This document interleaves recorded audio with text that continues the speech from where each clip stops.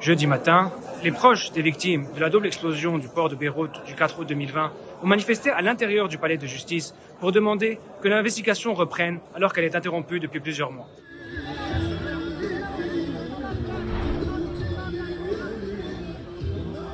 L'investigation est interrompue par les demandes de destitution à l'encontre du juge Bitok.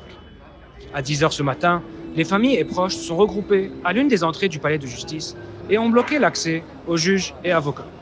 Au bout de 2 heures d'attente, les manifestants ont réussi à pénétrer le palais et ont continué leur sit-in à l'intérieur.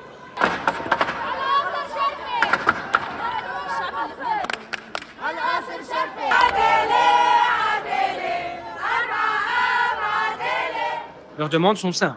Pourquoi est-ce que la juge Masri ne prend pas de décision concernant le dessaisissement du juge Bitar? Et pourquoi est-ce que la justice ne suit pas son cours comme il se doit, alors que plus de 200 familles de victimes attendent encore la vérité 1 an et demi après la terrible tragédie? Une demi-heure après le début du sit-in à l'intérieur, alors que les forces de l'ordre préparaient à évacuer le palais, 8 représentants des familles des victimes de l'explosion ont été reçus par le président du Conseil supérieur de la magistrature, Souheil Aboud.